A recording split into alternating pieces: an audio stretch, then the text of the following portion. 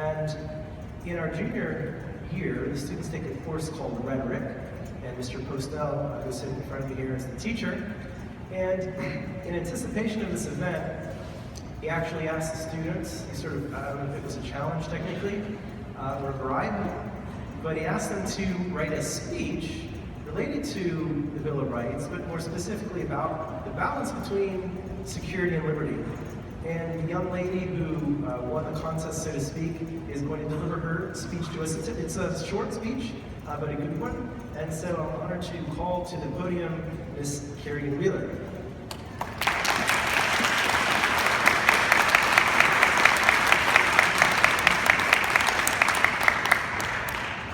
Good evening to you all.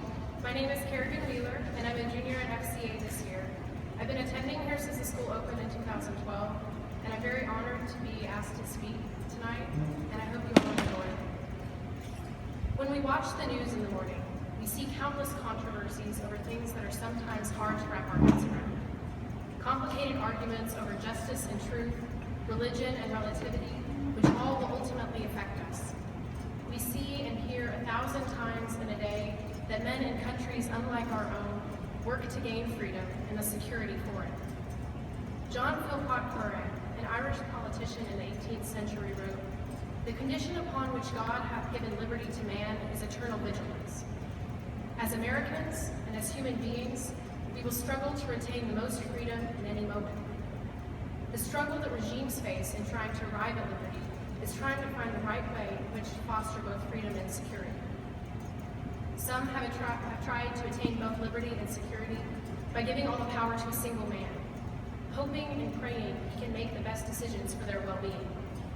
The Hebrews, insisting that a king would enable them to prosper as other nations did, ignored Samuel, who warned that a king had the license to take whatever they had. On the other end of the spectrum, others have tried to collect freedom by escaping government and laws altogether.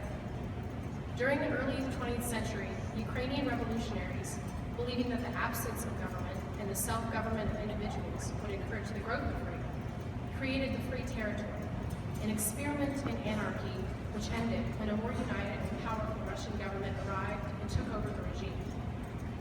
When an overarching power is unable or chooses not to protect the rights of the people who protect themselves at all times are prevented from flourishing.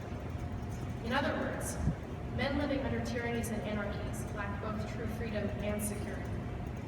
However, a third, and seemingly rarer group, have tried to find liberty and security in the golden mean between these two extremes of government.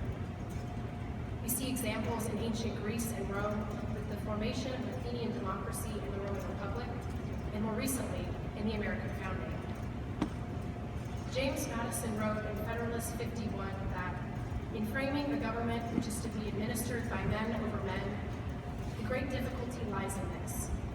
You must first enable the government to control the governed, and in the next place, oblige it to control itself.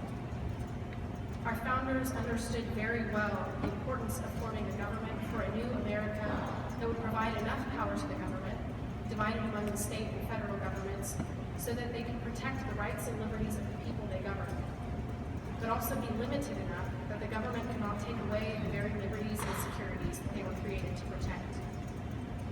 Many men gathered together at events like the Constitutional Convention and struggled to find a new way to create this ideal mean.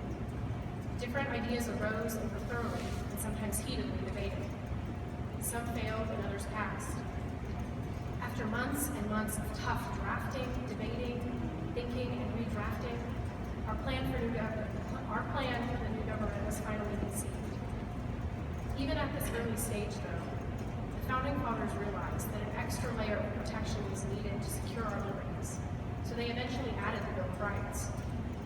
This would spell out our basic rights clearly and provide for an American government that was strong enough to stand on its own in protecting the liberty of the people while still being prevented from taking it away. Every step in creating this system of government was carefully pondered and planned, with history and personal experience in mind. Their goal, of course, for this new government was to protect the people, and for the people to be protected from the government. Nearly 200 years after the Bill of Rights was ratified, President Ronald Reagan said, "Freedom is never more than one generation away from its distinction.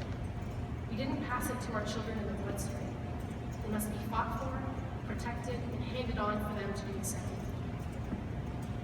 Debates over the correct balance between liberty and security still present themselves today in a variety of current concerns and conversations. While these issues need attention and require a prudent response, it is important to remember that we as Americans still live in a country that was founded upon and should continue to protect the principles that preserve the roles of the people and the government, so that we are free to continue to debate these questions. Our Constitution and Bill of Rights represent not only the great sacrifices and faith of our founding fathers, but also their great knowledge and wisdom. They believed that in an imperfect world with imperfect people, our country could nevertheless find justice in inalienable truth and natural right. Our founders sacrificed willingly because they knew that though we may never achieve complete perfection, it is only in the constant effort to maintain the balance between security and liberty that we are free from losing.